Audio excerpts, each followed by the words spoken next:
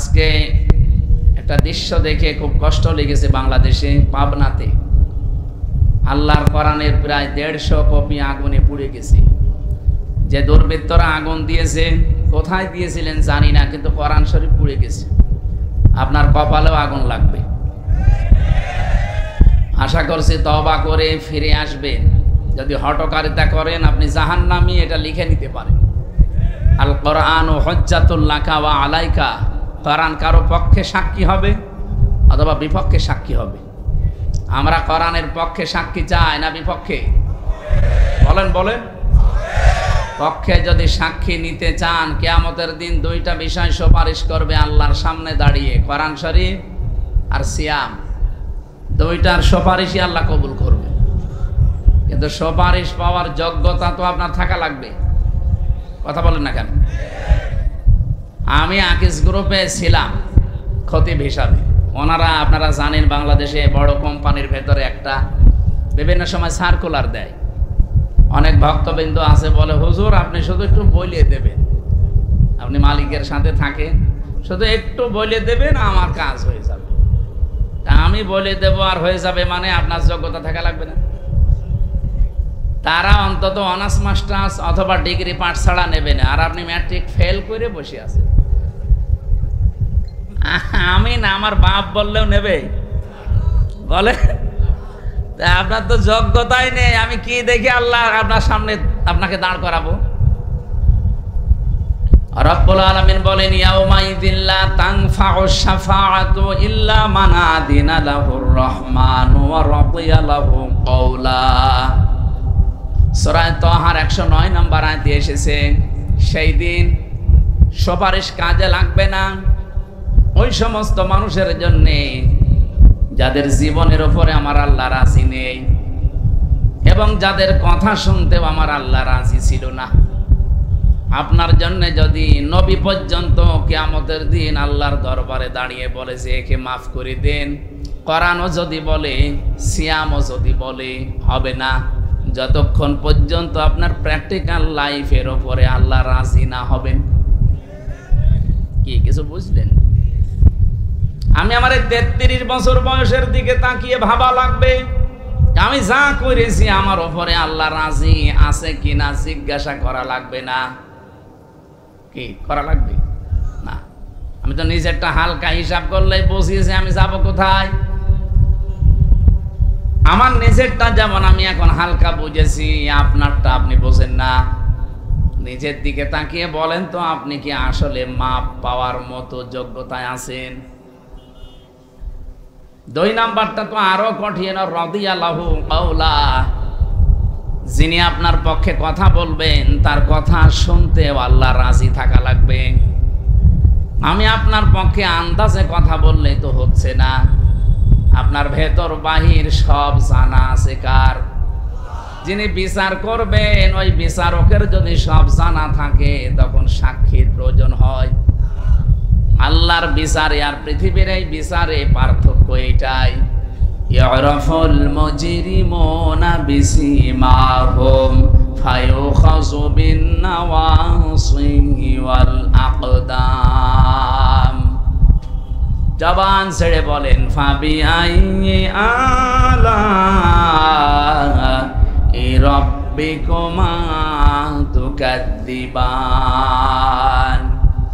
পাপিষ্ট যারা, কিয়ামতের দিন আল্লাহ তাদের মাথার চুল ধরে আর পা ধরে টান দেবে। এই 2টা জিনিসের নাম দিলেন কেন? আমি আয়াতটা পড়ার পরে তাফসিরে দেখেছি, কিয়ামতের দিন মানুষের আকার আকৃতি আল্লাহ আসলটা রাখবে না, অধিকাংশ মানুষের আকারের হয়ে যাবে পার্থক্য।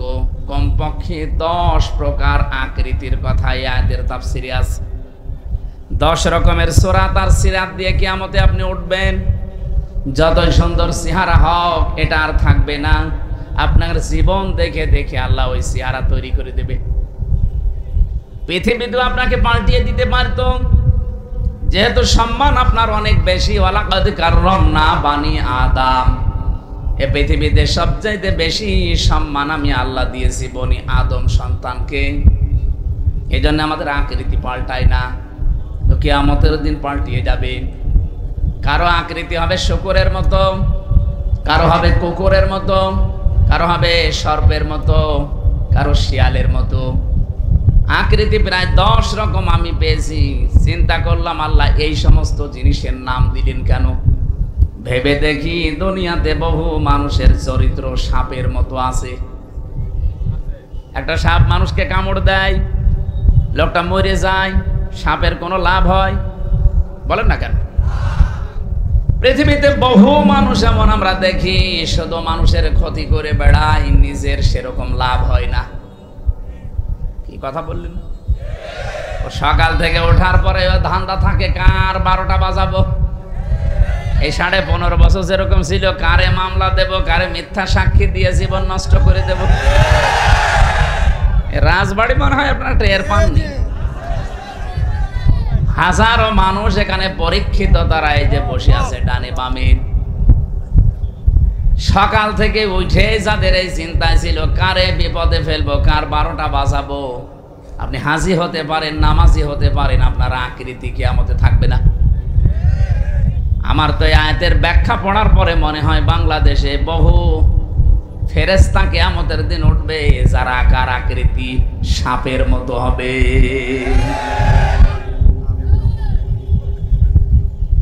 কিছু মানুষের আকার হবে কুকুরের মতো। কুকুরের কাজ কি?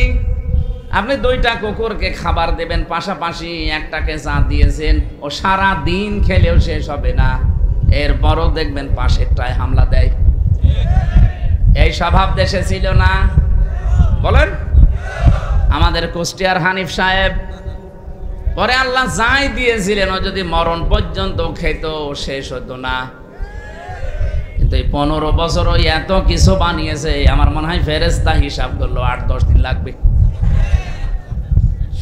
আপনি খুলনা, বাগেরহাট, সাতক্ষীরা, এই 3টা জেলায় যে দেখেন, আমার মনে হয় প্রায় অর্ধেকই তার ছিল। চালাকি করতে গিয়ে ধরা খেয়ে গেছে সে আর তার ভাই। নিজেদের নামে জমি জায়গাগুলো, এই ফ্ল্যাটগুলো কিনেছে বিভিন্ন আত্মীয় স্বজনের নামে, তাদের নামে রেজিস্ট্রি করেছে। আল্লাহর ইশারা ওরা যেই পালিয়েছে, এখন বলছে আমরা আর দেব না। আপনি কি করলেন চালাকি করে? দুদুকে যেন ধরতে না পারে, যেন নিজের নামে করেনি, করেছে কোন ফুফুতো ভাইয়ের শালার মেয়ের নামে। অত দূরের আত্মীয়, সে এখন ফেরত দেবে? সে বলছে এটা বাবা শাহজালাল, সব হালাল, হালাল করে দিয়েছে। অথচ এইটা না করে আপনার যা ছিল সম্পদ, এতটুকুর ওপর সন্তুষ্ট থেকে বাকি যা বাজেট পেয়েছিলেন, এগুলো যদি জনগণের ভেতরে আপনি বিতরণ করতে পারতেন, আল্লাহর কসম সারা বাংলাদেশ তছনছ হয়ে গেলেও আপনার ঘরে কেউ হাত দিত না। আজকে আমি ফজরের নামাজ কুষ্টিয়ায় পড়ার পরে নদীর ধারে একটু হাঁটছিলাম, 7-8 জন লোক এসেছে। ওনাদের কাছে একটু জরিপ চাইলাম যে ভাই, এখন যদি হানিফ সাহেব হঠাৎ করে আপনার সামনে এসে পড়ে, আপনি কি বলবেন? বলছে কে বলবো মানে ওই শালারে, দরকার নেই। মানে টান শুনে বুঝলাম যে পিটিয়ে মেরে ফেলবে। ঠিক হয়নি আপনাদের। যা ছিল ওইগুলো যদি নিজেরা খাওয়া দাওয়া করতেন, শেষ করতে পারতেন না।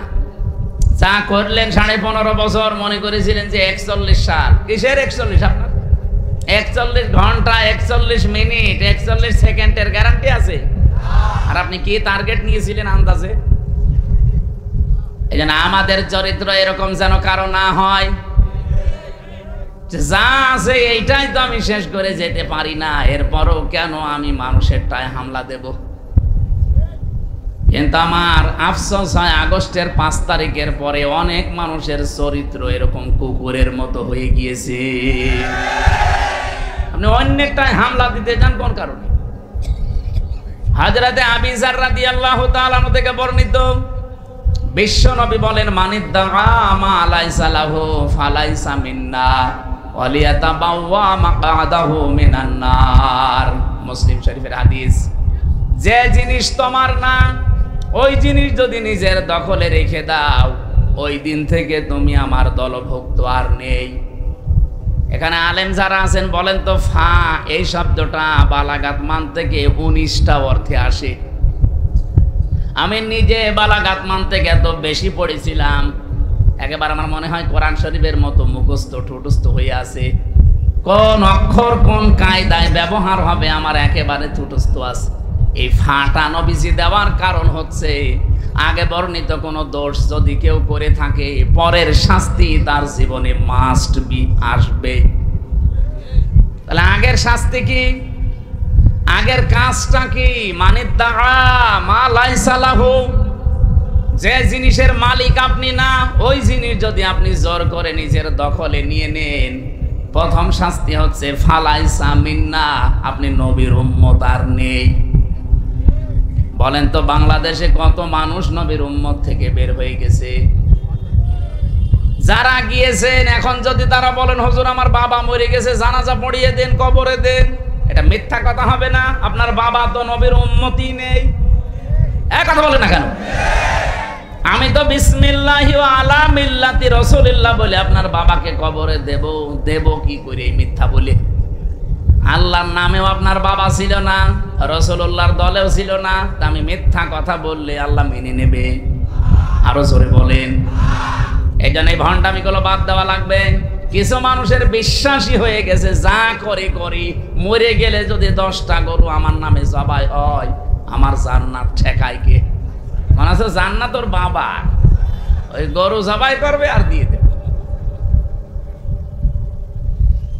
বিশ্বনবীর আপন চাচা হযরতে আবু তালিব, এই হযরত বলে ফেললাম, এলো একটা সম্মানিত মানুষ।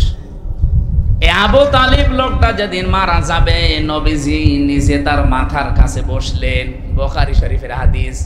ডাক দিয়ে বললেন ইয়া আম্মি আবি তালিব লা ইলাহা ইল্লাল্লাহ হাজ্জুল লাকা ইনদাল্লাহি ইয়াউমাল কিয়ামাহ। হে চাচা, জোরে বলা লাগবে না, শুধু আস্তে করে আমার কানের কাছে মুখ নিয়ে বলেন লা ইলাহা ইল্লাল্লাহ মুহাম্মাদুর রাসূলুল্লাহ বলার দরকার নেই, কারণ ওটা যে আমি নিজে আমি সাক্ষী দিয়ে দেব। কিন্তু আল্লাহর একাত্মবাদের শিক্ষা স্বীকৃতি আপনি একটু দেন, জোরে দেবেন না, শুধু আমার কানের কাছে মুখ নিয়ে বলেন, আমি শুনলেই হবে। কিয়ামতের দিন আমি আপনার গামছা দিয়ে টেনে নিয়ে আল্লাহর দরবার থেকে জান্নাতে দিয়ে আসবো। পাশে দাঁড়িয়েছিল আবু জেহেল আর আবু লাহাব, আবু সুফিয়ান। ডাক দিয়ে বলছে নেতা পড়বা, সারা জীবন বাপদাদার ধর্ম অনুসরণ করলে এখন ভাতিজার এই নতুন ধর্ম অনুসরণ করে কলঙ্কিত হবা। মানুষ তোমারে কাপুরুষ বলবে, ভীরু বলবে, তোমার নামে বদনাম বের করবে যে ও মরার আগে বাপদাদার ধর্ম ছেড়ে দিল। আবু তালিব ওই দিন ডাক দিয়ে বলেছে ভাতিজা মুহাম্মদ, আমি তোমাকে ভালোবাসি কিন্তু এই কালেমাটা পড়তে পারলাম না, আমারে মাফ করে দিও। বলেন তো মাফ করার মালিক কে? বলেন বলেন। সঙ্গে সঙ্গে নবীজির মন খারাপ হয়ে গেল। ফেরেশতা জিবরাইল সূরা কাসাসের 56 নাম্বার আয়াতটা নিয়ে হাজির হয়ে গেলেন। ইন্নাকা লা তাহদি মান আহবাবতা ওয়ালাকিন্নাল্লাহা ইয়াহদি মাইয়াশা ওয়া হুয়া আ'লামু বিল মুহতাদিন। এটা ইবনে কাসির তাফসিরে পাবেন। আল্লাহ পাক বলেন ফেরেশতা জিবরাইল এসে বলে, হে নবী, হেদায়েত তো আপনার হাতে আল্লাহ দিয়ে দেয়নি যে যাকে ভালোবাসেন তাকে দিয়ে দেবেন। এটা আল্লাহ নিজের কাছে রেখেছেন, আর আল্লাহ ভালো জানে যে হেদায়েত দেওয়া লাগবে কারে। এ লোকটা আপনার চাচা, আল্লাহ জানে। এ লোকটা সারা জীবন বাড়িতে নিয়ে আপনাকে লালন পালন করিয়েছে, খাওয়িয়েছে, আমি দেখেছি। আপনি যে বারবার তাকে বললেন কালেমাটা পড়ো, জোরেও বলা লাগবে না, কানের কাছে মুখ নিয়ে বলো, তাও লোকটা পড়ে নাই। এই জন্য আমি আল্লাহ তাকে মাফও করি নাই। এরপরেও নবীজি আবু তালিবের কবরের পাশে দাঁড়িয়ে হাত তুলে মোনাজাতে বলেছিলেন, আল্লাহ চাচা আবু তালিবকে মাফ করে দাও। সঙ্গে সঙ্গে জিবরাইল এসে বলে, হে নবী হাত নামান। কার জন্য হাত তুলেছেন? মা কানা লিন-নাবিয়্যি ওয়াল্লাযীনা আমানু আইয়াস্তাগফিরু লিল মুশরিকিন ওয়ালাউ কানু উলি কুরবা মিন বা'দি মা তাবায়্যানা লাহুম আন্নাহুম আসহাবুল জাহিম। সূরা তাওবা 11 নম্বর পারার 4 নম্বর পৃষ্ঠার 4 নম্বর লাইনের 113 নম্বর আয়াতে আছে। এটাও ইবনে কাসিরে পাবেন। হে নবী, কার জন্য আপনি হাত তুলেছেন? এই লোকটা আপনার চাচা, আল্লাহ জানে, কিন্তু লোকটা তো মুশরিক। কোন নবীর জন্য, কোন ইমানদারের জন্যও জায়েজ নেই। আল্লাহ শুধু নবীর নাম বলতে পারতেন, ওয়াল্লাযীনা আমানু দিয়েছেন। কিয়ামত পর্যন্ত কোন ইমানদারের জন্য এটা জায়েজ না, উচিত না, শোভনীয় না কি যে কোনো মুশরিকের জন্য আল্লাহর কাছে ক্ষমা চাবে, যদি ওইটা আপনার নিকট আত্মীয় হয়। রাজবাড়িবাসী বিবেক যদি থাকে একটু খাটান, যে নবী জীবনে কোনোদিন হাত তোলা লাগে নাই, শুধু মনের ভেতরে কামনা আসলেই কবুল হয়ে গেছে, এরকম হাদিস শোনেননি?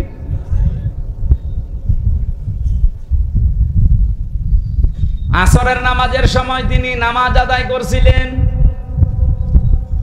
বাইতুল মুকাদ্দাসের দিকে। 16 মাস একাধারে নামাজ পড়ছিলেন। হঠাৎ 2 রাকাতের পরে মনের ভেতরে একটা কামনা, বাসনা যে আমি কাবার দিকে নামাজ পড়তে পারলে ভালো হতো। তাও 2 রাকাত হয়ে যাওয়ার পরে মনের ভেতরে একটু উকি দিয়েছে। সঙ্গে সঙ্গে ফেরেশতা জিবরাইল আয়াত নিয়ে আসলেন, কাদ নারা তাকাল্লুবা ওয়াজহিকা ফিস সামা ফালানুওয়াল্লিয়ান্নাকা কিবলাতান তারদাহা ইলা আখির আয়াত। আল্লাহ পাক বলেন, হে নবী, আপনার মনের ভেতরে কি ও কিছু কি মারে? আপনি যে আকাশের দিকে মাথা তুলেছেন আমি বুঝেছি, আমি জানি আপনি কি চান।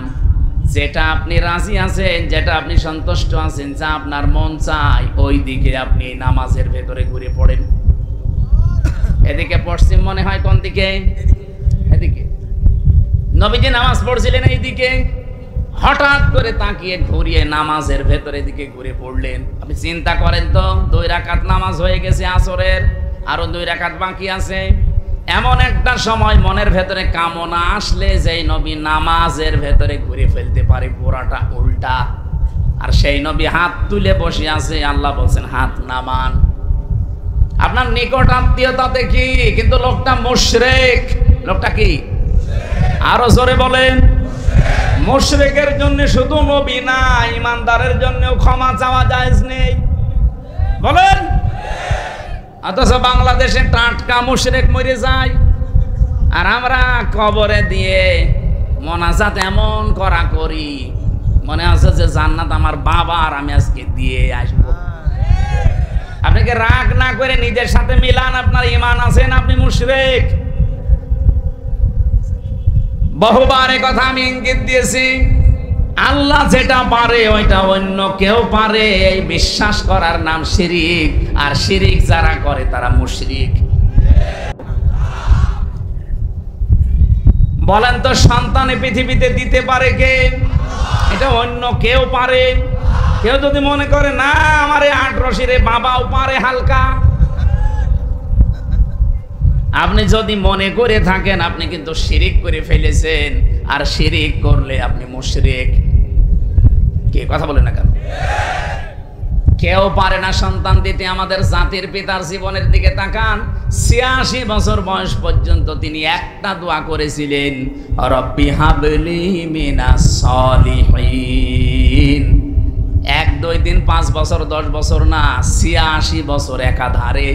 86 বছর পরে আমার আল্লাহ জবাব দিয়েছেন, ফাবাশশারনাহু বিগুলামিন হালিম। হে ইব্রাহিম, তোমাকে আমি একটা হালিমের সুসংবাদ দিলাম। হালিম মানে চাচা হালিম না মামা হালিম? কি হালিম দিয়েছিলেন আপনি চিন্তা করেছেন? কি ধৈর্যের পরীক্ষায় আমার আল্লাহ দোয়ার জবাব দিলেন। 1 2 বছর 5 বছর বিয়ের পরে না, 86 বছর পর এমন হালিম আল্লাহ দিয়েছিলেন।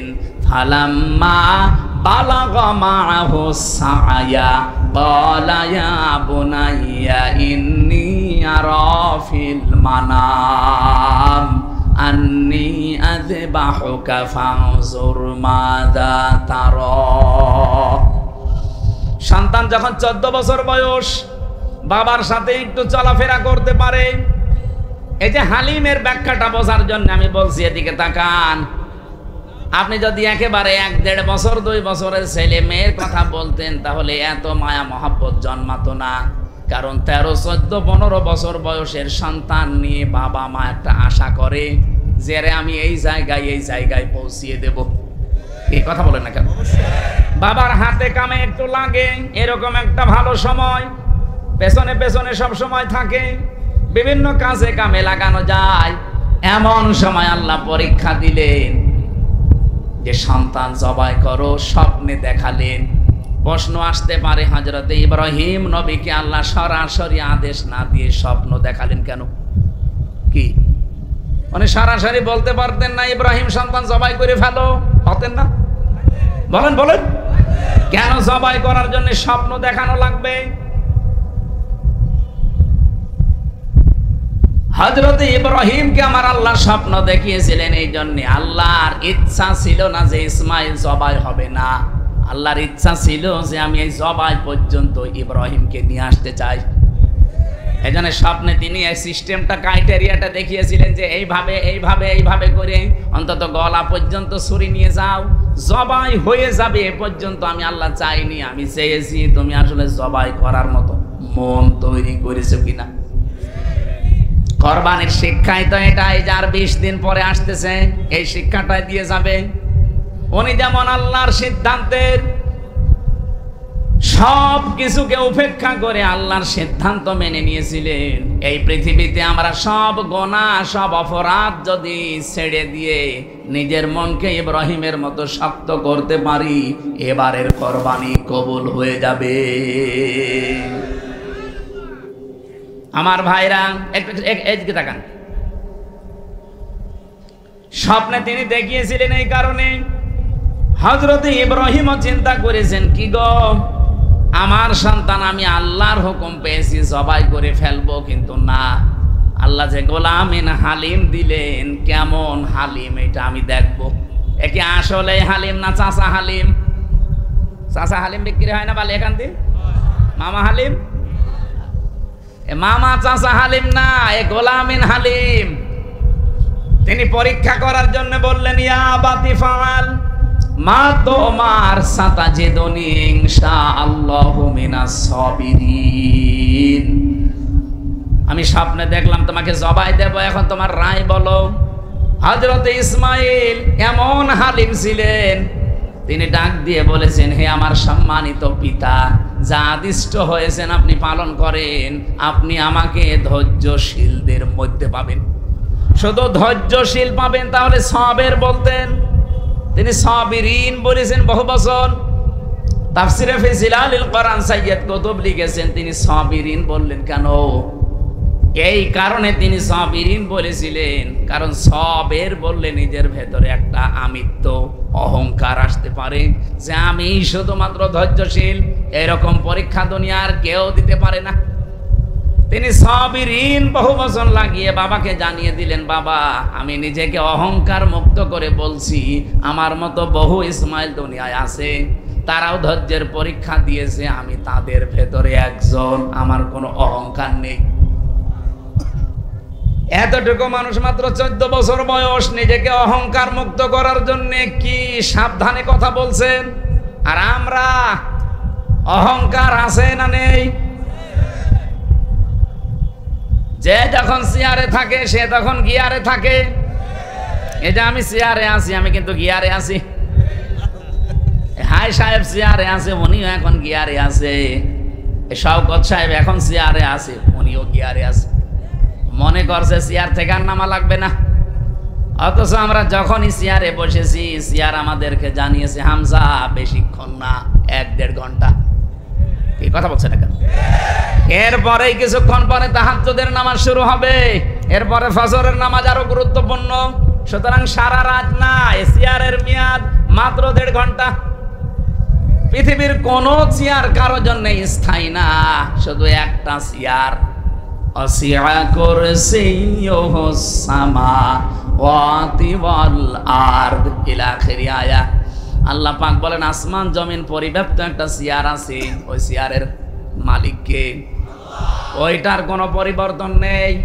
তাছাড়া দুনিয়ায় যত দামি চেয়ার হোক, যত বড় চেয়ার হোক, চেয়ারে যারা বসবে এ কথা মনে করে যেন বসে যে আমারে নামা লাগবে। চেয়ার মানে যে চেয়ারের কথা বলছি। অনেকে মনে করছে না এখন যারা উপদেষ্টা আছে ওই চেয়ার কি নামবে? ওরা নামার জন্য বসেছে। দেখেন নাকি চেয়ারের গরম, যে যখন চেয়ার পেয়েছে সেই তখন পাল্টিয়ে গেছে। চেয়ারের গরমে কি বলতে যে কি বলে নিজেও টের পাচ্ছে না। এই যে মাহফুজ আলমের দিকে তাকান, চেয়ারে থাকার আগে আপনি দেখেছেন সে চেয়ারে থাকার আগে মানুষের কাছে টাকা ভিক্ষা করে পর্যন্ত খাবার খেয়েছে, মানুষের মেসে থেকে খাবার খেয়েছে, নিজের টাকা ছিল না বাবার, অথচ সে চেয়ারে পেয়ে এমন গিয়ারে আছে। শুধুমাত্র গিয়ারেই নেই, কোথায় সে ৭১, কোথায় ৪৭, কোথায় ৫২, ওগুলো টানতেছে।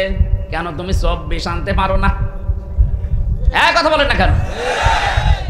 আপনি ৭১ সাল তুলে আনতেছেন আমার সামনে, আমি ৭১-এর কি বুঝি? আমার এখন ৩৩ বছর, ৯২ সালে আমার জন্ম। ৭১-এ তো আমার বাবা কেবল মায়ের পেটে এসেছিল। আপনি কেন ৭১ টান দেন? ৭১-৭১-এর চেতনা নিয়ে টান দিয়ে দিয়ে তো হাসিনা মরেছে। আমি একটা জরিপ পেয়েছিলাম, নাকি এসব বলা ঠিক হবে না? বলেন মানে কি? আপনি না বললেও আমি বলবো, আমার কপালে যা আছে। আজকে এটা পাচ্ছিলাম আমি আসার সময়। ভাই রাগ করবেন না, এটা সত্য কথা বলে বলছি, না বলতাম না। ৭ জন বীরশ্রেষ্ঠের মধ্যে একজনও আওয়ামী লীগের ছিল না। এটাকে আমি বানিয়েছি ইতিহাস। ১১টি সেক্টর কমান্ডারের ভেতরে একজনও আওয়ামী লীগের ছিল না। ৬৮ জন বীর উত্তমের ভেতরে একজনও আওয়ামী লীগের ছিল না। ৩০ লক্ষ শহীদের ভেতরে আওয়ামী লীগের একজনও বড় নেতা আপনি নাম পাবেন না। তাহলে আওয়ামী লীগ যুদ্ধটা করলো কোথায়? এটা জানাতে চেয়েছেন ডক্টর কামাল হোসেন। আপনি জবাব দেন। আপনি যে চেতনা বিক্রি করলেন এই ১৫.৫ বছর, একটাও তো পেলাম না। এমনকি মুক্তিযুদ্ধ বিষয়ক মন্ত্রী যারে দিয়েছে অকর্মা মুজাম্মেল, অকর্মা মুজাম্মেল, সেই লোক নাকি মুক্তিযোদ্ধা না, ভুয়া মুক্তিযোদ্ধা। এ পাগলে এমন তালিকা করেছে, যাদেরকে আপনি যুদ্ধ অপরাধী বানাবেন তাদের না বানিয়ে সব বানিয়েছে আওয়ামী লীগের আর বিএনপি। আরে ভাই, আপনি যদি জামাতের ১০০০ দিতেন তাও এ দেশের মানুষ বলতো এটা ঠিক আছে। জামাতের মাত্র দিয়েছে ৩৭ জন, তাও ১৩ জন মরে গেছে। অকর্মা মুজাম্মেল রে শুধু এই মন্ত্রণালয়ে বসিয়ে শুধু খাওয়িয়েছে, কোনো কাজ ছিল না। কোন কারণে ওরে বসিয়েছিল আল্লাহ জানে, আর যে পালিয়েছে ও জানে। আমার কথা শোনেন, বাস্তবতা কিন্তু এইটাই। চেয়ারে থাকলে আপনি গিয়ারে থাকতে পারেন না। পৃথিবীর কোন চেয়ার যেহেতু স্থায়ী না, ইসমাইল নবী এইটার ইঙ্গিত দিয়েছিলেন সবিরিন বলে। হে বাবা, আমি অহংকার মুক্ত থাকতে চাই। কারণ কোন মানুষের ভেতরে যদি যাররা পরিমাণ অহংকার তৈরি হয়, জান্নাত তার জন্য হারাম। কি সচেতন ছিলেন তারা অহংকারের ব্যাপারে। এত বড় কঠিন পরীক্ষায় অবতীর্ণ হতে যাচ্ছেন, তারপরেও তিনি নিজেকে বাঁচিয়েছেন। ইনশাআল্লাহু মিনাস সাবিরিন, এতটুকু বললেও হয়েছে তো। এর আগে তিনি জুড়ে দিয়েছেন ছাতা জিদনি, সিন লাগিয়ে দিলেন কেন?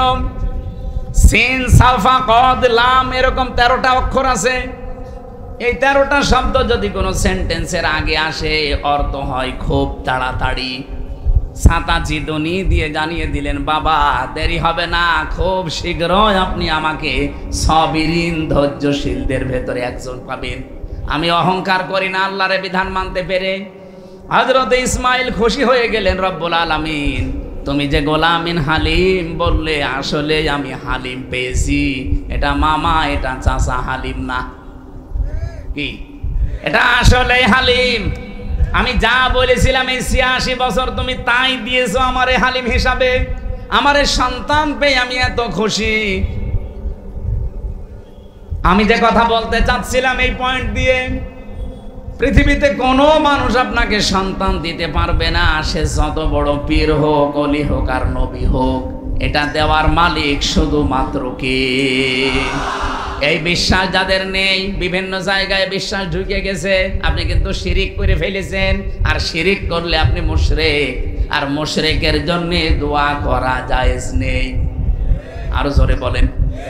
এরকম শিরিকের রাজবাড়ী জেলায় নেই। যদি কেউ করেন থেমে যান, এক্ষুনি থেমে যান। অনেক মুসলমানদের ভেতরে এখন রন্ধ্রে রন্ধ্রে শিরিক ঢুকেছে। সেদিন নওগাঁ গিয়েছিলাম, মান্দা যে বাড়িতে বসেছিলাম, ওই বাড়িওয়ালার 2টা ছেলে, আর একটা ছেলে পেটে আছে 6 মাস বয়স। আল্ট্রাসাউন্ড করার পরে নাকি বউ ডাক্তার রিপোর্ট দিয়েছে যে এইটাও ছেলে হবে। 1 বোতল পানি নিয়ে আমারে বলছে, হুজুর এমন পানি পড়বেন যেন মেয়ে হয়ে যায়। কি করে হবে?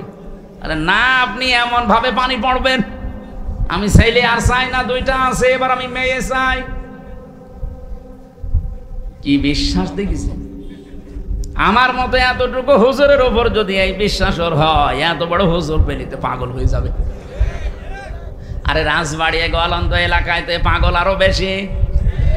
যেখানে সেখানে সেজদা দেয়। আপনি গোয়ালন্দ মোড় থেকে দলের দিয়ে ঘাট পর্যন্ত যান, কত পাগলের মেলা দেখতে পাবেন। হরেক রকম পাগল দিয়ে মেলাইছে মেলা। কি সবুজ সবুজ পাগড়ি মাথায় দিয়ে পাগলের মতো আন্দাজে। আরে পাশের জেলায় তো আল্লাহর ওলি কয়েকটা ঘুমিয়ে আছে। কি ঘুমিয়ে নে? আটরশি, চন্দ্রপুরী, আরো করপুরী আছে। বাস্তব কথা শোনেন, আল্লাহ যেটা পারে পৃথিবীর কেউ ওইটা পারতে। আরো জোরে বলেন তো, জমিন বানিয়েছে কে? এই জমিনে আইনও চলার কথা কার? সুতরাং আল্লাহর বানানো জমিনে অন্য কারো আইন, বিধান, সিদ্ধান্ত কেউ যদি কায়েম করতে চায়, সে আল্লাহর সাথে শিরিক করেছে। আর শিরিক করলে সে মুশরিক। বলেন, মুশরিকের জন্য, নবীর জন্য দোয়া করা জায়েজ নেই, ইমানদারদের জন্য দোয়া করা। তাহলে বলেন, এইরকম মুশরিক দেশে নেই? আল্লাহর আইন বাদ দিয়ে কত মানুষের আইন তৈরি করা, ওগুলো আপনি কায়েম করার জন্য চেষ্টা চালান। আর আপনাকে ভুল পথ থেকে সঠিক পথের দিশা দিলে আপনার কাছে রাজনীতি মনে হয়। আপনার কোরআন শরীফ, বুখারী শরীফে হবে না, বাকারি শরীফ লাগবে। এত বাংলা বলার পরও বলে, হুজুর আমি বুঝি না। শিরিকের চাইতে আর কি বলে বোঝানো যায় বলেন? আপনি বানানো জমিন আল্লাহর, আপনার বাবা বানিয়েছে জমিন। একটা চাউল বানাতে পারেন? তামাম দুনিয়ার সব বিজ্ঞানী মিলে একটা ডিম বানাতে পারবে? বানিয়েছে যিনি, সিদ্ধান্ত দেওয়ার মালিকও তিনি। আলা লাহুল খালকু ওয়াল আমরু। এই আয়াতের পুরা বিরুদ্ধে চলে আসে এদেশে বহু মানুষ। সুতরাং আজকে থেকে সাফ কথা বলছি, যারা আল্লাহর আইনের বাইরে আছেন, মানুষের তৈরি করা আইন এই জমিনে কায়েম করার জন্য চেষ্টা করেন, দল করেন, যাই করেন, আপনি কিন্তু শিরিক করছেন। আপনি যদি আমার বাবাও হন, আপনার মতো বাবার জানাজা পড়া, কবরে দেওয়া জায়েজ নেই। কারণ মুশরিকের জন্য দোয়া করা নবীকে আল্লাহ নিষেধ করেছে। আলাউ কানু ওলি করবা, যদিও এটা আপনার নিজের নিকট আত্মীয় হয়, তারপর আপনি করবেন না। নবীর দোয়া যদি আল্লাহ ফেরত দেয়, হামজার খবর আছে? বলেন বলেন। সুতরাং আপনি বিসমিল্লাহি ওয়া আলা মিল্লাতি রাসূলিল্লাহ বললেই হয়ে যাবে? পুরাটা মিথ্যা কথা হবে। এইজন্য যে জিনিস আপনার না, ওইটা যারা দখল করে নিজের আয়ত্তে রেখে দিয়েছেন, ওটা ফেরত দেওয়া লাগবে। এলাকায় কারা এই চরিত্রের আছেন, তারা কালকেই লোকের জিনিস ফেরত দেবেন। কারা কারা দেবেন হাত তোলেন তো।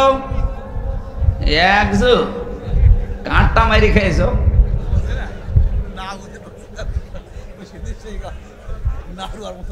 2 নম্বরে বললেন ওয়ালিয়াতাবাওয়া মাকআদাহু মিনান নার। এটা আরো কঠিন। সে যেন নিজের জায়গা জাহান্নামে একটা স্থান তৈরি করে নিল। বলেন নাউজুবিল্লাহ। এজন্য যার যতটুকু আছে এটা নিয়ে সন্তুষ্ট থাকেন। মানুষেরটাই খাবলা মারবেন না, হামলা দেবেন না, কিয়ামতের দিনে আকৃতি জীবনেও থাকবে না, কুকুর হয়ে উঠবে। আমার ভাইরা, আমি আর নিচে নামলাম না। যে কথা তুলেছিলাম, কিয়ামতের দিন যদি আপনি আল্লাহর সামনে দাঁড়ান আর নবী যদি আপনার পক্ষে কিছু বলে, তা আপনার কিন্তু যোগ্যতা থাকা লাগবে। এমনকি শুধু প্র্যাকটিক্যাল লাইফের ওপরে না, রাদিয়াল্লাহু কওলা, আপনি যে কথাবার্তারা বলেন ওই কথার উপরও রাজি থাকা লাগবে। কার? আরো জোরে বলেন। এই জন্য এমন জীবন তৈরি করা দরকার যেন কোরআন আমার পক্ষে সাক্ষী দেয়। আল কোরআনু হুজ্জাতুল লাকা ওয়া আলাইকা। কোরআন কিয়ামতে হয়তো কারো পক্ষে সাক্ষী দেবে অথবা বিপক্ষে সাক্ষী দেবে। আজকের ময়দানে আমরা এসেছি এমন কিছু কথা বলতে চাই, শুনতে চাই, মানতে চাই যেন কোরআন আমার পক্ষে সাক্ষী দেয়। বলেন আমিন। যারা আজকের এই ময়দান তৈরি করেছে, যেহেতু শুধুমাত্র মুসলমানদের জন্য আপনারা সাজাননি, এই বালিয়াকান্দি নাম শুনে বোঝা যাচ্ছে এলাকায় অমুসলিমরা আছে, আছে না? সুতরাং অন্য ধর্মেরও যারা আছেন ওয়েলকাম জানাচ্ছি, আসেন, কোরআনের কাছে আসেন। এটা শুধু আমাদের না, হাদা বায়ানুল লিন্নাস, মানুষ পদবাচ্যে যারা বিবেচিত সবার জন্য আল্লাহ কোরআন দিয়েছে। সেদিন যশোরে কলেজের এক অধ্যাপককে বলেছিলাম যে স্যার, আপনি তো বিসিএস ক্যাডার, সুনীল দত্ত, আপনি তো হিন্দু মানুষ, আপনাকে আমি মুসলমান হতে জোর করি না, কিন্তু আপনাকে আমি আহ্বান জানাই আমার ধর্মীয় গ্রন্থ কোরআন শরীফ একটু বুঝে বুঝে পড়বেন। আপনি বাংলায় পড়েন, ইংরেজিতে পড়েন, যে ভাষা আপনার ভালো লাগে পড়েন, কিন্তু একটু বুঝে পড়বেন। দেখে 3 মাস পরে আল্লাহরে বান্দা মুসলমান হয়ে গেছে। এই জন্য কোরআন শরীফ কি শুধু আজকে এলাকার মুসলমানদের জন্য আয়োজন? সবার জন্য আসেন।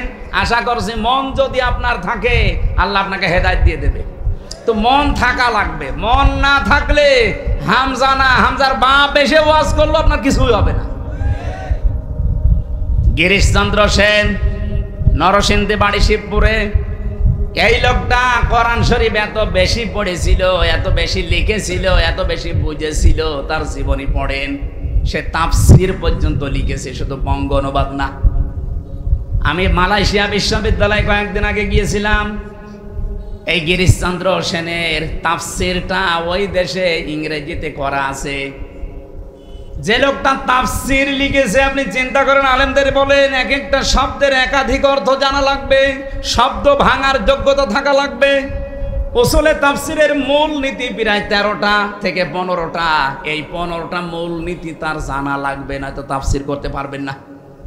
একটা শব্দের যদি একটা অর্থ জেনে তাফসীর করতে যান, ভুল করে ফেলবেন। একাধিক অর্থ আপনার আয়ত্তে থাকা লাগবে। যে এই শব্দটা যেখানে অ্যাপ্রোপ্রিয়েট হয়, যেখানে খাটে, যে জায়গায় সেট হয়, ওই জায়গায় স্থান কাল পাত্র ভেদে আপনাকে সেট করা লাগবে।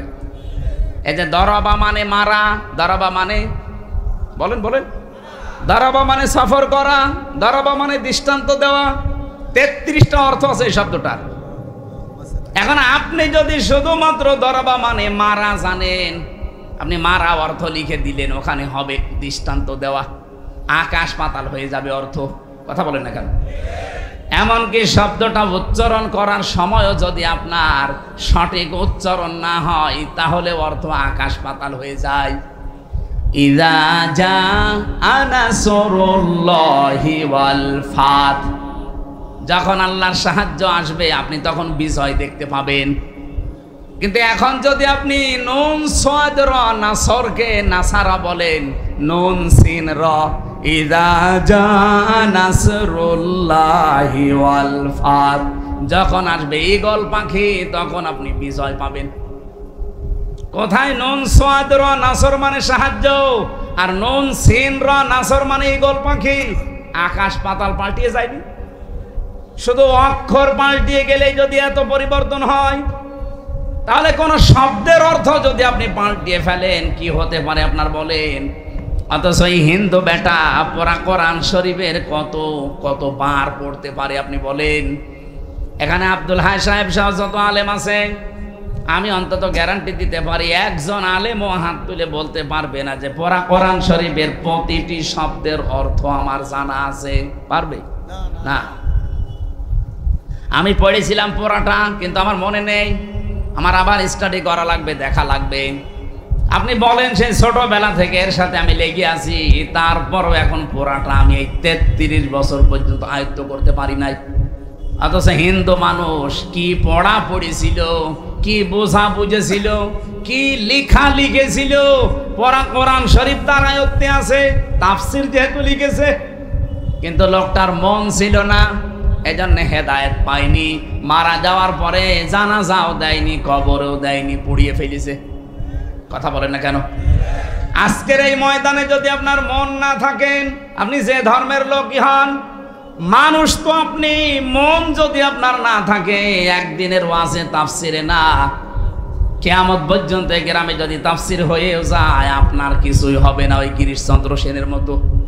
এই জন্য মন আগে তৈরি করেন। হ্যাঁ, কোরআনের সেই ক্ষমতা আছে, আপনাকে হেদায়েত দিতে পারে, পারে না? বলেন বলেন। আল্লাহর কোরআন যে আপনাকে হেদায়েত দিতে পারে, সে ক্ষমতা আছে। কোথায় পাবেন আপনি? যালিকাল কিতাবু লা রাইবা ফীহ। এই যে কিতাবের আগে আলিফ লাম দিয়ে নির্দিষ্ট করে দেওয়া, এখানে বোঝাতে চেয়েছে এই আলিফ লাম দিয়ে পৃথিবীতে একটাই মাত্র কিতাব, যার ভেতরে ভুল নেই, সন্দেহ নেই, এবং হেদায়েত দেওয়ার একচ্ছত্র মালিকানা কোরআনকে আল্লাহ দিয়েছে। কোরআন পারে আপনাকে হেদায়েত দিতে, কিন্তু দেবে না। এই যে সূর্যটার কাজ হচ্ছে আলো দেওয়া, সূর্যের আলো দুনিয়ায় সবাই পায় না? পায় না। অন্ধ আলো পাবে। এখন দোষ কি সূর্যের না ওর চোখের? আরো জোরে বলেন। পৃথিবীতে একটা খাবার আছে তরল, তারপরও সেটাকে ড্রিঙ্ক বলা হয় না। Milk is an ideal, drink বলে না আইডিয়াল ফুড। আইডিয়াল ফুড আপনি ড্রিঙ্ক বললে অর্থ মেলাতে পারবেন না, যদিও এটা তরল। যতক্ষণ পর্যন্ত দুধ ঘি না হবে, মাখন না হবে, যতক্ষণ ওটা জমাট না বাঁধবে, দই না হবে, ততক্ষণ তো ওরে তরল থাকলে তো ড্রিঙ্ক বলা যায়।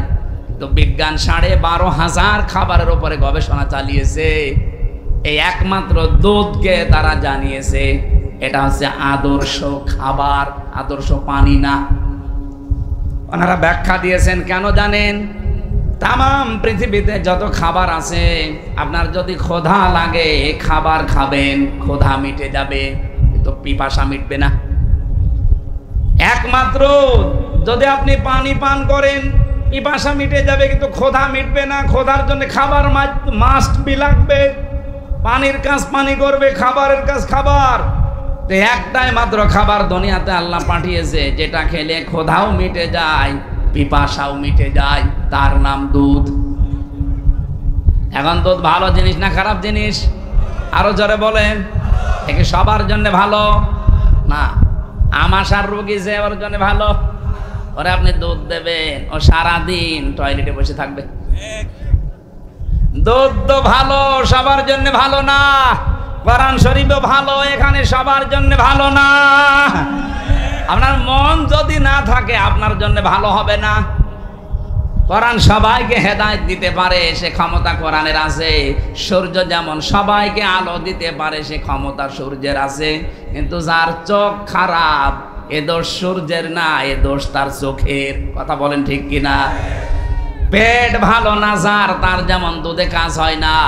আজকের মাহফিল যেহেতু মানুষের জন্য, সব মানুষের কাজ হবে না, কাজ হবে শুধুমাত্র মনওয়ালা মানুষের। এই জন্য আজকে এখনই মন তৈরি করেন যে আজকে যা বলবে এখন থেকে এটা আমার জন্যে। আপনি অন্য দিকে টেনে নিয়ে যাবেন না, বলবেন আমার জন্যে। আমরা সেই নিয়ত নিয়ে কথা বলতে চাই, ইনশা। আরো জোরে বলেন ইনশা।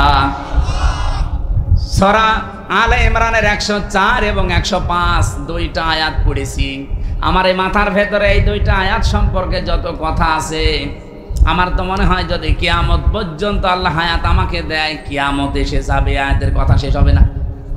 এত কথা আয়াতের ভেতর থেকে আমি নিজে নিজে বের করেছি, কোরআন থেকে, তাফসির থেকে, একেবারে অথেন্টিক ভাবে আপনাকে আমি জানাচ্ছি। মন দিয়ে কান খাড়া করে শুনবেন, আগে জবান ছেড়ে দিয়ে কোরআনের আয়াতটা একটু পড়েন।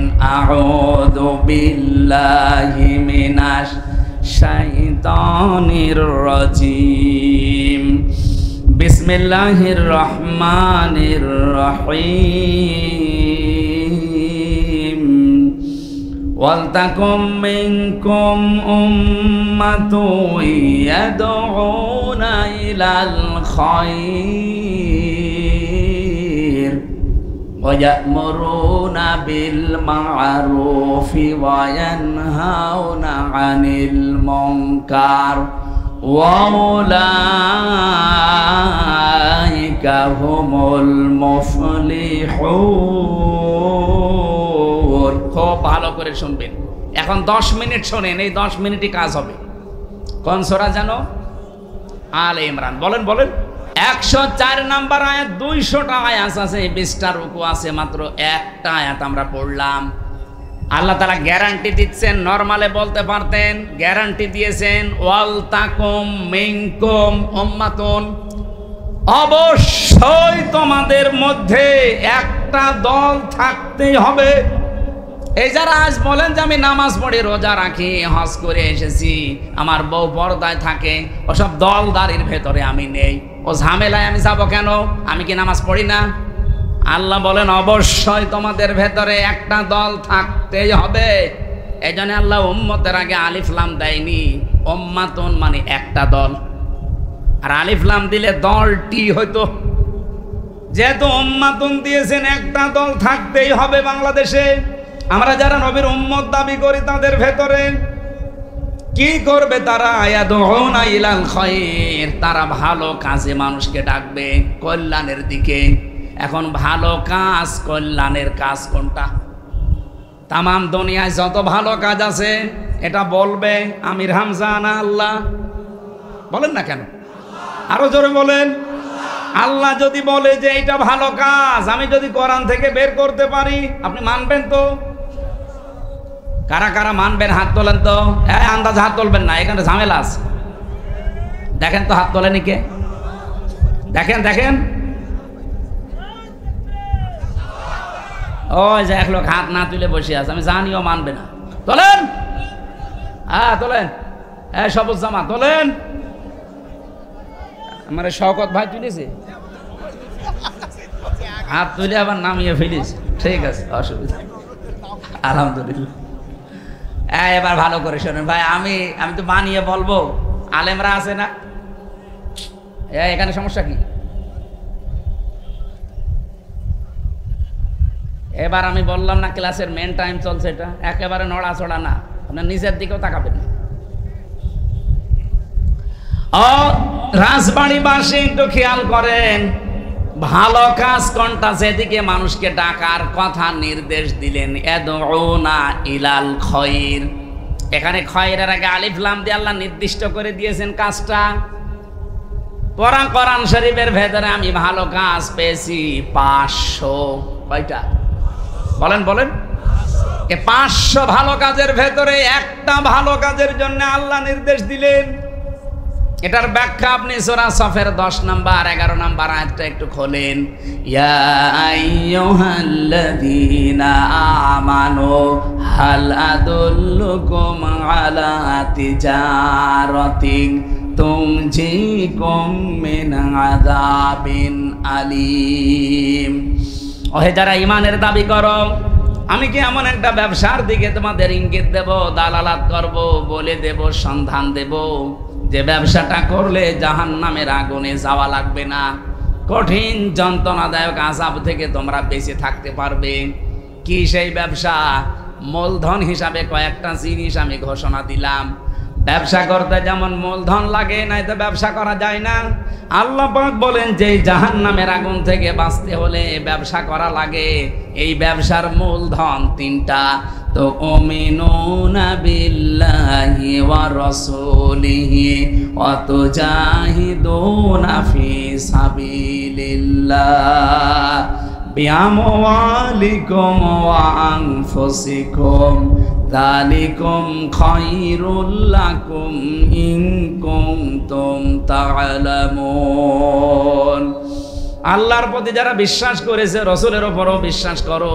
আর এই 2টা দাবিকে সামনে রেখে জান আর মাল দিয়ে আল্লাহর এই জমিনে তার বিধান বাস্তবায়নের জন্য সর্বাত্মক প্রচেষ্টা চালাও, এইটাই ভালো কাজ।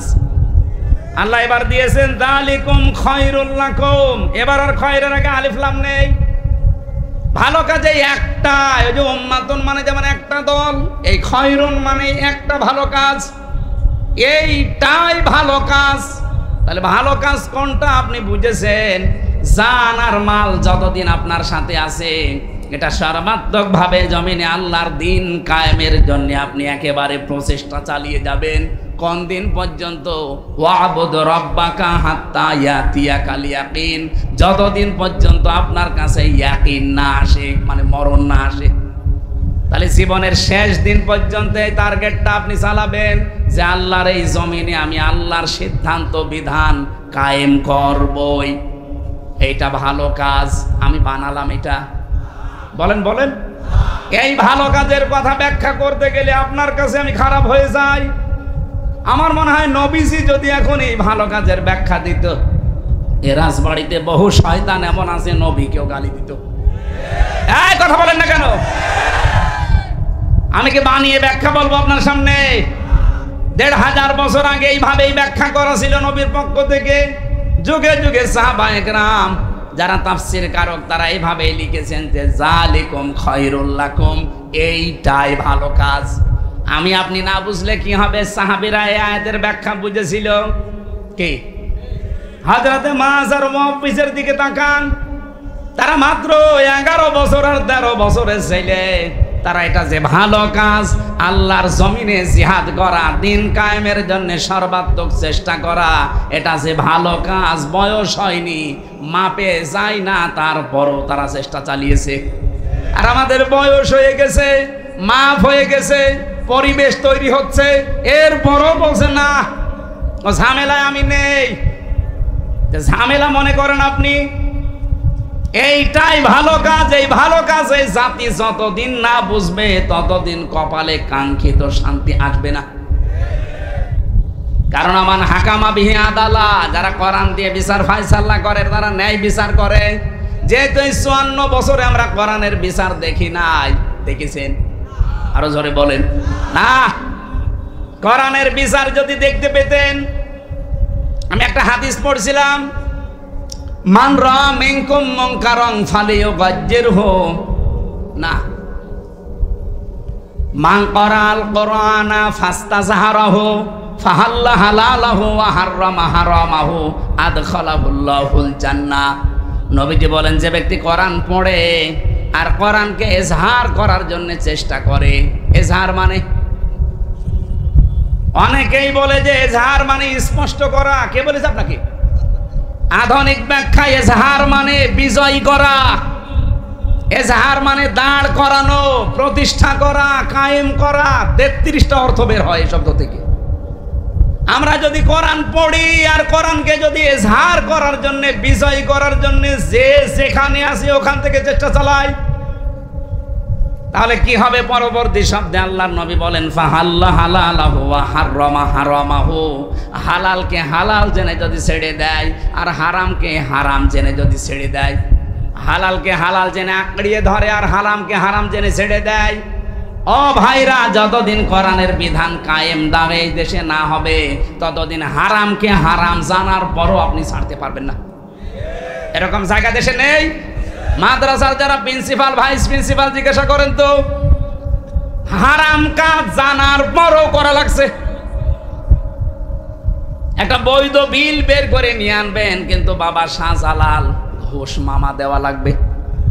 আপনি কিন্তু জানেন যে ঘুষ দেওয়া হারাম, আপনার তাও দেওয়া লাগবে। মসজিদের জন্য টাকা বরাদ্দ হয়, ওই টাকা বের করতে হলে 2 লাখ টাকা দেবে, 50,000 ঘুষ দেওয়া লাগে। আপনি কিন্তু হারামকে হারাম জেনেও ছেড়ে দিতে পারছেন না, কারণ ইসলামের দেশে নেই। এক কথা বলেন না কেন? এই জন্য যতদিন এই দেশে দিন কায়েম না হবে, যত বড় ফেরেশতা এই দেশে বাস করুক, ও হালালকে হালাল জেনে আঁকড়িয়ে ধরতেও পারবে না, হারামকে হারাম জেনেও ছেড়ে দিতে পারবে না। এই জন্য কোরআন শুধু পড়লেই হবে না, কোরআন বুঝলেই হবে না, কোরআন মানলেই হবে না, কোরআন যেন মানুষ মানতে পারে সেই ব্যবস্থা করা লাগবে। আর এইটাই চেয়েছিলেন আল্লামা সাঈদী। উনি যতদিন কোরআন পড়েছিলেন ওনার একটা শত্রু বাংলাদেশে ছিল না। যতদিন কোরআন বুঝেছিলেন শত্রু ছিল না। যতদিন কোরআন মানুষের কাছে বুঝিয়েছেন শত্রু ছিল না। কিন্তু যখনই বলেছে এটা আমি এদেশের মানুষকে মানাতে চাই, তখনই উনি হয়ে গেছে রাজাকার। বলেন এর আগে কথা বোঝা লাগবে ভাই।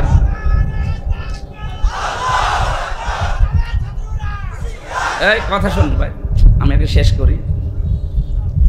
বলেন তো এই দেশে আল্লামা শফি হেফাজতের আমির ছিলেন, যতদিন কোরআন পড়েছিলেন তার একটা শত্রু এদেশে ছিল? বলেন বলেন। যতদিন কোরআন বুঝেছিলেন শত্রু ছিল? যতদিন কোরআন ব্যক্তিগত আর পারিবারিক জীবনে মেনেছিলেন একটা শত্রু ছিল? যখনই বলেছিলেন না এ কোরআনের বিরুদ্ধে কোনো সিদ্ধান্ত আমি নিতে দেব না, নবীকে গালি দেওয়া কোরআনের বিরুদ্ধে।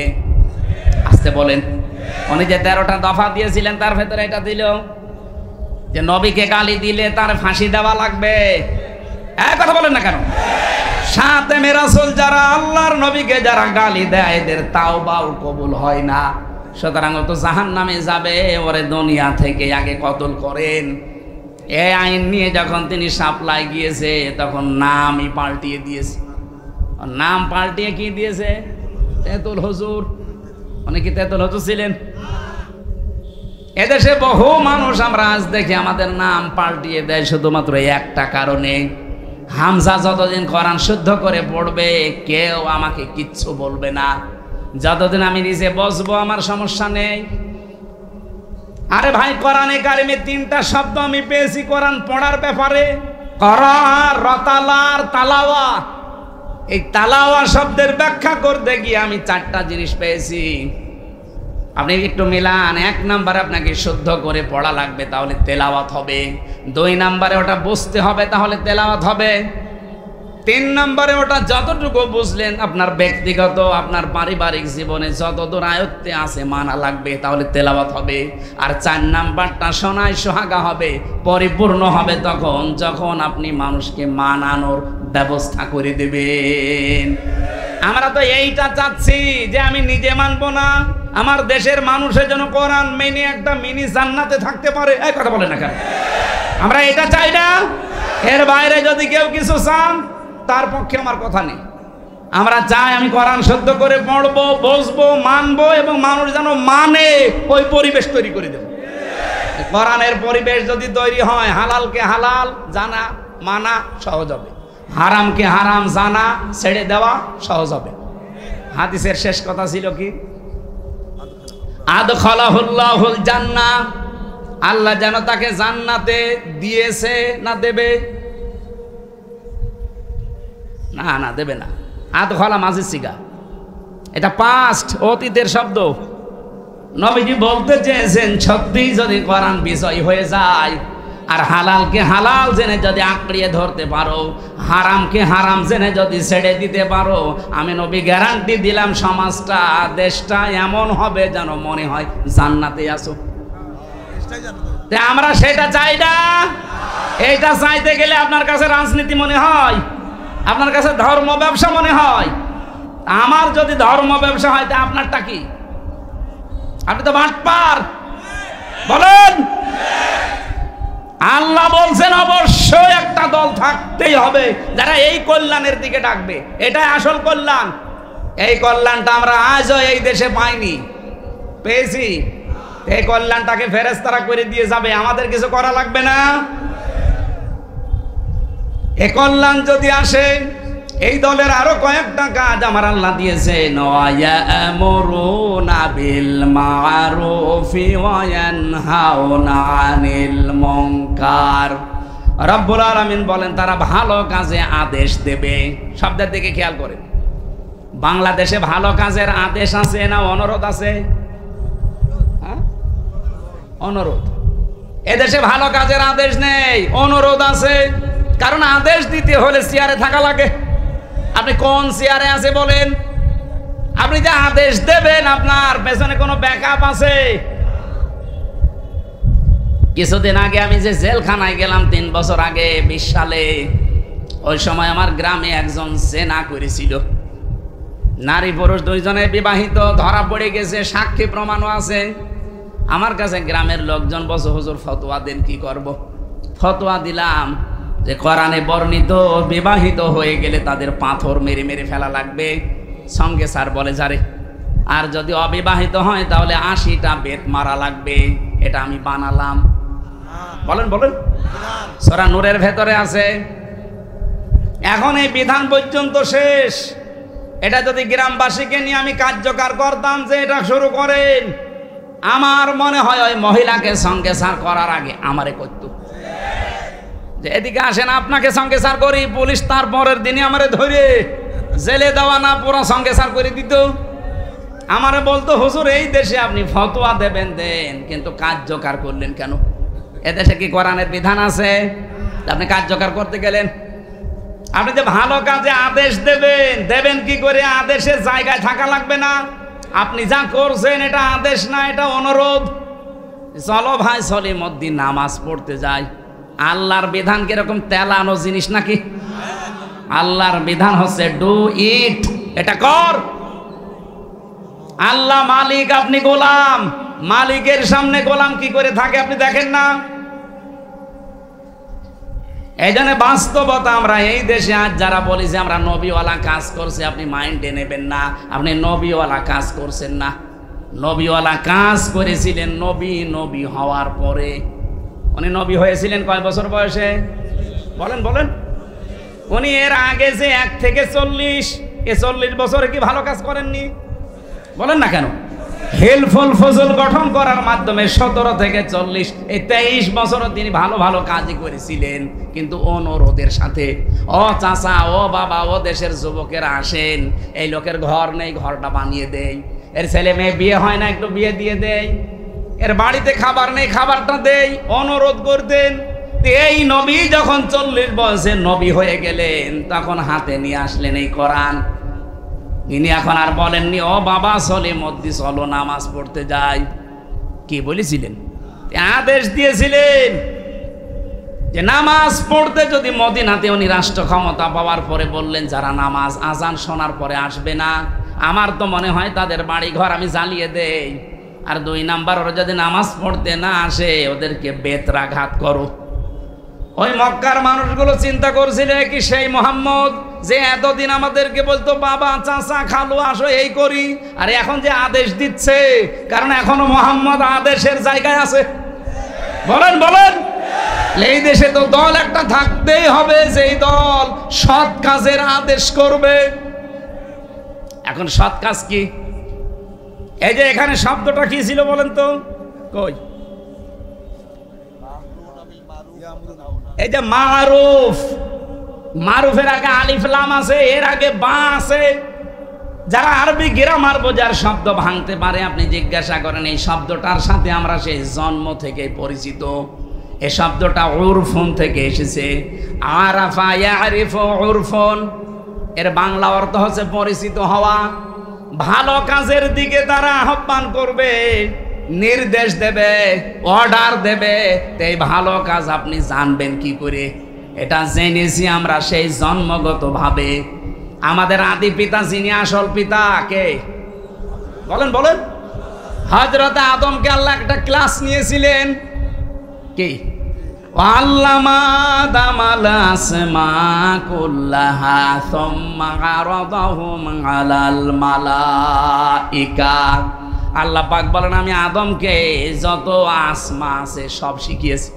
আসমা মানে আমরা অধিকাংশ মানুষ এখানে আমার মনে হয় যারা আছে চিন্তাশীল যারা না, তারা বলবে এসএম এর বহুবচন আসমা। আসমা মানে নাম।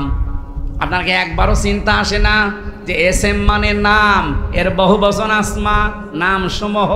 এই কথা বলে যদি আপনি মনে করেন যে নাম মানে আলু পটল বাঁশ, এগুলো নাম না?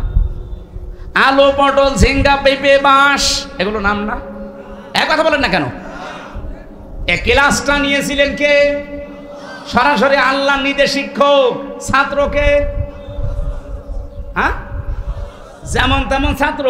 নবী সাধারণ মানুষ ছাত্র না, শিক্ষক আল্লাহ নিজে, ছাত্র নবী আদম। ভালো করে শুনেন, ক্লাসরুম তো এ রাজবাড়ি না। ক্লাসরুম কোথায়? জান্নাতে। হ্যাঁ, জান্নাতে। কত বড় গুরুত্বপূর্ণ একটা ক্লাস, যে দুনিয়ার কোন জেলায় ক্লাস হচ্ছে না, ক্লাস হচ্ছে পুরা রাখে জান্নাতে। এত বড় ক্লাসরুম, এত দামি ক্লাসরুম দুনিয়ায় কোন ভার্সিটিতে পাবেন? আপনি দেখবেন যে বিশ্ববিদ্যালয় যত উন্নত, তার ক্লাসরুম গবেষণাগার তত উন্নত। আমি বাইরের দেশগুলোতে যখনই গেছি, আমি আগে বিশ্ববিদ্যালয়ে যাই। যে বিশ্ববিদ্যালয়ে গিয়েছি, যে মালয়েশিয়া, সিঙ্গাপুর, থাইল্যান্ড, এমনকি সৌদি আরবে, বাহরাইনে, আমি আগে যে ভার্সিটি দেখি যে এদের মান কি। 1000 বিশ্ববিদ্যালয়ের তালিকার ভেতরে বাংলাদেশের একটা বিশ্ববিদ্যালয় নেই। আপনি বলেন 1000-এর ভেতরে বাংলাদেশের একটা ভার্সিটিও নেই। কি তাদের লেখাপড়ার ওজন আর তাদের গবেষণার স্তর কোন জায়গায়? তারা গবেষণা করে অ্যাটম বোম বানায়, আর আমরা গবেষণা করে ঝগড়া বাঁধাই। এই যে পানি খাওয়া লাগবে একটা গ্লাসে, কোনোদিন চিন্তা ভাবনা করে একটা গ্লাস বানাতে পেরেছে? আপনি কি বানান? আপনি জিকির বানান তো, জিকির জিকির আপনি বানিয়েছেন। আপনি গবেষণা করে একটা সই বানান, এই সই দিয়ে কাপড় চোপড় সেলাই করে একটু লজ্জাস্থান ঢাকা যাবে। কথা বলে না কেন? কি বানিয়েছেন আপনি বলেন? বাইরের দেশগুলোতে গেলে আমার এই প্রশ্ন করে যে আপনি কি বানিয়েছেন আপনার দেশে, বলেন সেটা। আমি বলি যে আমার দেশে আনা বানিয়েছে শুধু হাঁটুটু, একজনের 5 চেপে ধরা, ওপরে উঠতে যায় 5 চেপে ধরা। আর বানিয়েছি চোরের খনি। মালয়েশিয়া আন্তর্জাতিক বিশ্ববিদ্যালয়ে ঘুরছিলাম ভেতর দিয়ে, হঠাৎ দেখে একটা মোবাইল পড়ে আছে, ওখানে 120টা দেশের ছেলে মেয়েরা আছে। থাইল্যান্ডের একটা ছেলে ইংরেজিতে আমারে বলছে, ওস্তাদ বলে ডাকে, যে ওস্তাদ, এই যে মোবাইলটা পড়ে আছে, এখানে যদি বাংলাদেশের আর ভারতের কোনো ছেলে মেয়ে না যায় তো কিয়ামত পর্যন্ত এই মোবাইল এখানে পড়ে থাকবে, কিন্তু ভারতের আর বাংলাদেশের যদি কেউ এর পাশ দিয়ে যায় গায়েব হয়ে যাবে। আপনি কি বানাচ্ছেন? আপনি চোর বানাচ্ছেন। 2004 সালের পর থেকে মালয়েশিয়া দাঁড়িয়ে গেছে, সিঙ্গাপুর দাঁড়িয়ে গেছে, আর 54 বছরে আমরা দাঁড়াতে পারি নাই। কারণ এত চোর থাকলে আপনি দাঁড়াবেন কি করে? বঙ্গবন্ধু বলেছিল আমার কম্বল চুরি হয়ে গেছে। না ভাই, হচ্ছে না। ওদের দেশে শুধু পাহাড়, সাগর আর বালি, মরুভূমি, পাথর, তাছাড়া কিচ্ছু নেই মালয়েশিয়া, অথচ তারা দাঁড়িয়ে গেছে। কি পরিষ্কার পরিচ্ছন্ন সিঙ্গাপুর। এ রাজবাড়ী জেলায় মাথা ও মাথা কয় কিলো হবে ভাই? 60 কিলো হবে না? 60-70 কিলো হবে মাথা ও মাথা। একটা জেলা, বাংলাদেশে এরকম জেলা আছে 64টা, তাও রাজবাড়ী মনে হয় ছোট জেলার ভেতর একটা। আর সিঙ্গাপুরে এই মাথা ও মাথা মাত্র 42 কিলোমিটার। বাংলাদেশের একটা জেলার পরিমাণও জায়গা নেই, অথচ বিশ্বে 257টা দেশের ভেতরে সিঙ্গাপুর এখন 10 নম্বরে আছে। কোথা থেকে কোথায় চলে গেছে, অথচ 24 বছর আগে, মাত্র 2004 সালে, 21 বছর আগে, 21 বছর আগে ওই মানুষগুলো মাছ ধরে খেত। জুলা বলে না, জুলা, ওই যে কি মাছ ধরে খায়, কি বলে, জেলে। জেলে ছিল, কারণ চারিদিকে সাগর আর এটা একটা দ্বীপের মতো। এই জেলেরা আজ কোথায় পৌঁছিয়েছে, টাকার মান কত। আর আমার এই চোরের কারণে আমরা এই জন্য মারুফ শব্দের ব্যাখ্যা বলছি ভাই।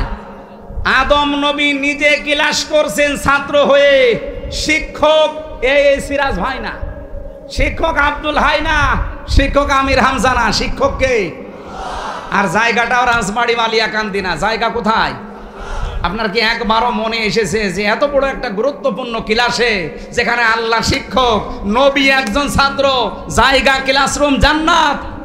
মালয়েশিয়া বিশ্ববিদ্যালয়ে, আমেরিকার বিশ্ববিদ্যালয়ে যদি এরকম উন্নত জায়গায় ক্লাস নেওয়া হয়, তা আল্লাহ জান্নাতে কি ক্লাস নিতে পারেন? আমাদেরকে সারা জীবন বলেছে যে আল্লাহ নাম শিখিয়ে দিয়েছে, আর আমরা বলি হ্যাঁ নাম মানে এই বেগুন, পটল, আলু, ঝাল, পেঁয়াজ, বাঁশ, এই জন্য বাঁশ দেয়।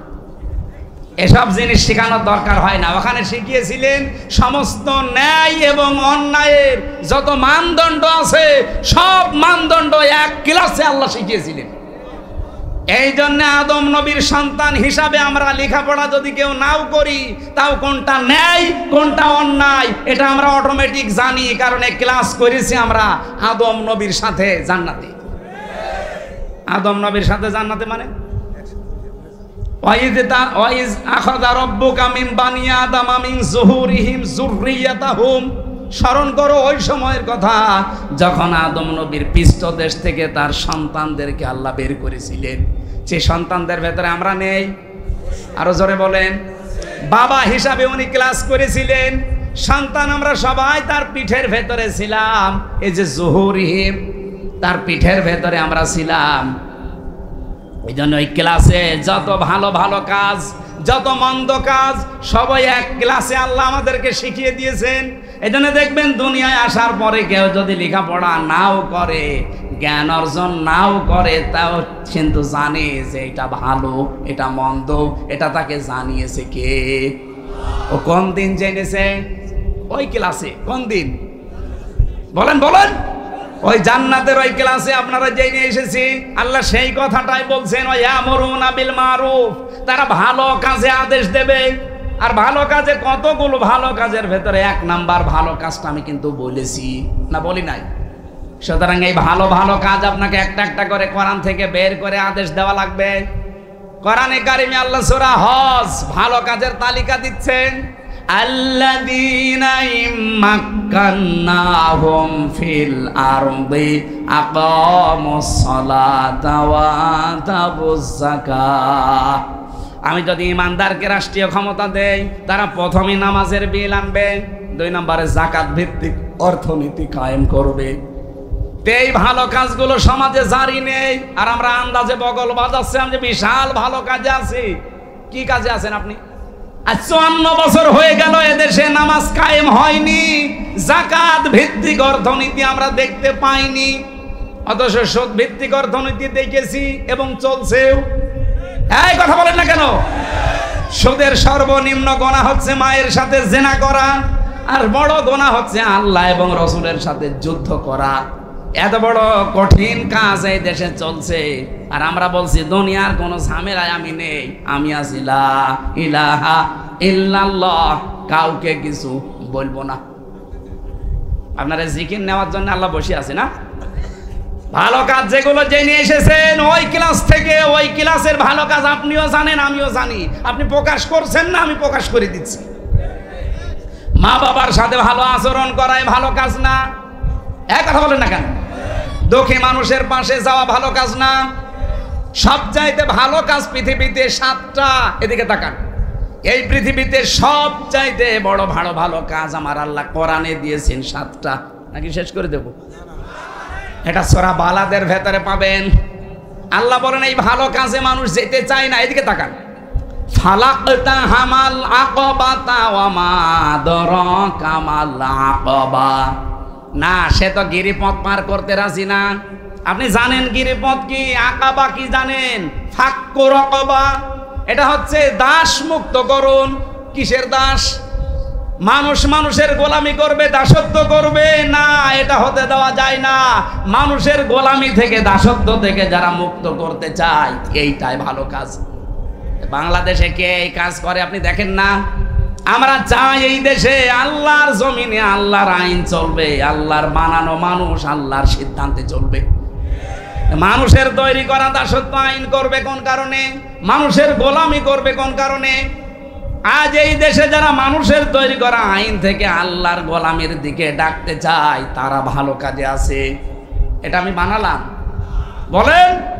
আও ইতামুন ফি ইয়াউমিন দি মাসগাবা, যারা দুর্ভিক্ষের সময় অসহায় মানুষের সামনে যে খাবারের ব্যবস্থা করে, আপনি নিজে নিরপেক্ষ দৃষ্টি দিয়ে বলেন বাংলাদেশে 54 বছরে এই কাজগুলোতে কারা আঞ্জাম দিয়েছে? মানুষের যে সমস্ত দুঃখ দুর্দশা, কোন সময় আইলা, সিডর, নার্গিস, কত রকমের বিভিন্ন প্রাকৃতিক দুর্যোগ আসে। এই দুর্যোগের সময় সবার আগে মানবতার সামনে এগিয়ে যায় কারা? আপনি নিজের থেকে বলেন। এতিমানদা মাকরাবা, যারা নিকট আত্মীয় এতিম, এদের সামনে যারা দাঁড়ায়, এদের পাশে যে যারা দাঁড়ায়, কত মানুষ আমরা এখানে হাসি বসে আছি, নামাজি বসে আছি, নিজের আপন বোন গরিব এজন্য পরিচয় দেয় না। আর রাজবাড়িতে ওই ধর্মীয় বোন পাতিয়েছে, ধর্ম বোন, সেখানে মাসে 3 বার করে যায়। এই কথা বলেন না কেন? আপনি সফল হতে চান, কোরআন থেকে এই থিওরি গুলো নেন। এতিমাংদা মাকরাবা না, কিন্তু সারা বাংলাদেশে আমরা কিছু কিছু মানুষকে এই কাজটা করতে দেখেছি। এই গরমে আমার কুষ্টিয়াতে আমি পেয়েছি, নিজের সংসার চলে না, এর বড় 10টা বোতল পানি, 10 ব্যাগ স্যালাইন, 10টা কোকের বোতল নিয়ে এই রিকশা চালক অসহায় ধুলি মলিন, মাত্রবা মানে ধুলি মলিন, যাদের চেহারা দেখলে আপনার মায়া লাগবে, এরকম মানুষের কাছে মুখে খাবার তুলে দিচ্ছে। সুম্মা কানা মিনাল্লাযীনা আমানু ওয়া তাওয়াসাউ বিস-সাবরি ওয়া তাওয়াসাউ বিল মারহামা উলাইকা আসহাবুল মাইমানা। এদের আরো কিছু কাজ আছে, তারা ঈমান আনে, সৎ কাজে তারা আদেশ করে এবং ধৈর্যের পরিচয় দেয় নিজেদের কাজকর্মে। শুধু ধৈর্যের পরিচয় দেয় না, নিজেদের ভেতরে রহম দিল হওয়ার মতো ধৈর্য সহ্য তৈরি করে, পরস্পরকে একে অন্যকে তারা উপদেশ দেয়, আদেশ দেয়। উলাইকা আসহাবুল মাইমানা, এরাই হচ্ছে ডানপন্থী, সৌভাগ্যশালী, সফলতা লাভকারী। বলেন সুবহানাল্লাহ। এই গুণগুলো আল্লাহ পাক কোরআন থেকে সাহাবা একরামকে দিয়েছিলেন, আমরাও সব পথে নেই। আপনি এই মারুফের সাথে পরিচিত, আবার বলছি, নিজে আছেন কিন্তু মারুফ আপনি করেন না। যারা মারুফ এই 7টা কাজ করে, ওয়ায়ানহাউনা আনিল মুনকার, আর অন্যায় কাজে যারা বাধা দেয়। অন্যায় কাজে নিষেধ করার কথা না, বাধা দেওয়ার কথা আছে। নিষেধ করার বাধা দেওয়া এক। বলেন বলেন।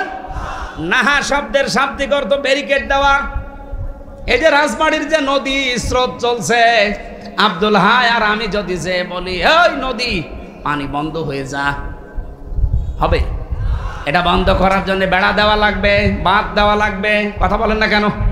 ওকে বাঁধার প্রাচীর তৈরি করা লাগবে। আল্লাহ বলেন অন্যায়গুলো দেখলে দল মত দেখা দেখি যাবে না, অন্যায় দেখলে বাঁধার প্রাচীর তৈরি করা লাগবে। আর এইটাই তো আমরা তৈরি করতে চাই। আর আপনি এটা তৈরি করতে গেলে বলেন না, এ কাজ অমুক দলের। অমুক দলের মানে ওই দলই তো আসল দল। ওয়ায়ানহাউনা আনিল মুনকার, যারা করে অন্যায় কাজ দেখলে সীসা গলা প্রাচীরের মতো যারা বাধা দেয়, আল্লাহ বলেন ইন্নাল্লাহা ইউহিব্বুল্লাযীনা ইউকাতিলুনা ফি সাবিলিহি সাফফান কাআন্নাহুম বুনিয়ানুম মারসুস।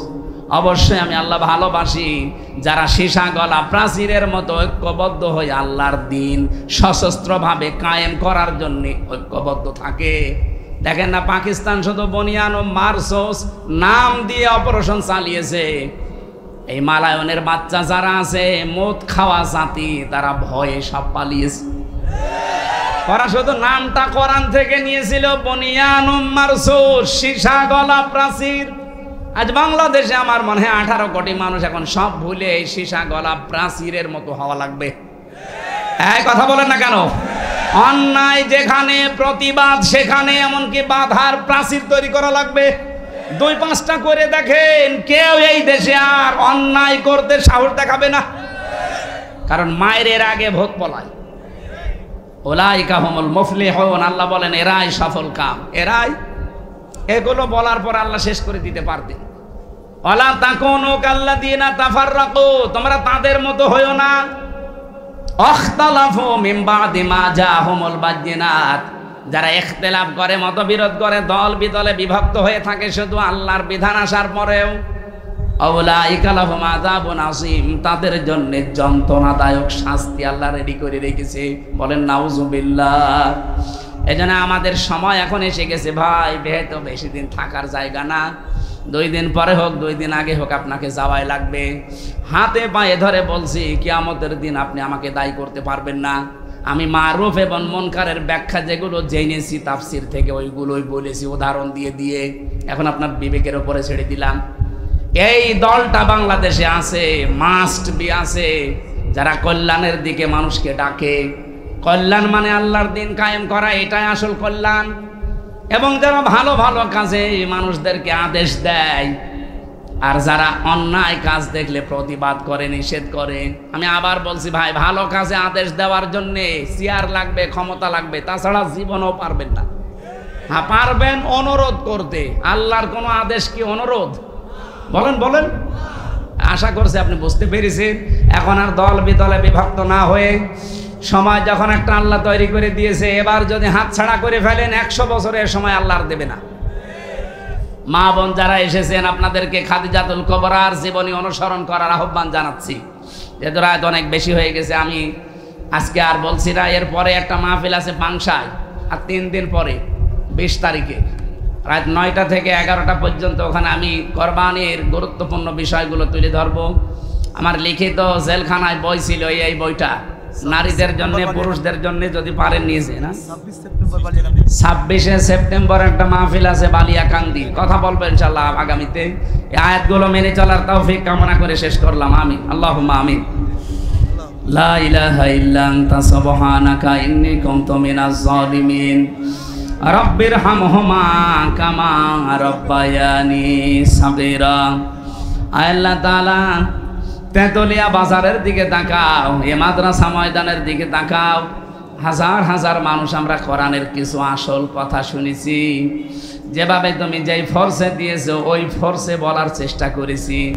এগুলো আমাদের জীবনে মেনে চলার তৌফিক দাও।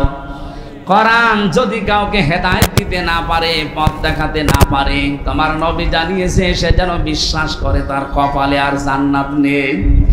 আমাদেরকে এরকম দুর্ভাগা আবু জেহেল বানিয়ে দিও না, আমাদেরকে তুমি ওমরের মতো কপাল দাও। এই আয়োজনে যারা আনসাম দিল, এই স্বেচ্ছাসেবক দল ছাড়া যারা কাজ করছে, যত মানুষ এই মাহফিলের জন্য শ্রম দিয়েছে, আল্লাহ তুমি এদেরকে দেখো, চেনো, এদেরকে মাফ করে দাও।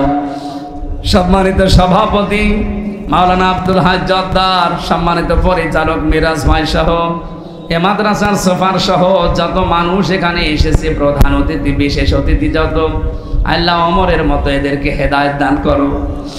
মা বোনদেরকে তুমি খাদিজাতুল কুবরার মতো বানাও। তারা অনেক অসুস্থ থাকে, মেহেরবানি করে শেফায়ে কামেলা আজলা দান করো। বহু পরিবারে শান্তি নেই, আল্লাহ মেহেরবানি করে শান্তি দাও। কত মানুষ আমি নিজে সহ যারা অসুস্থ, তাদেরকে তুমি আমাদেরকে শেফায়ে কামেলা দাও।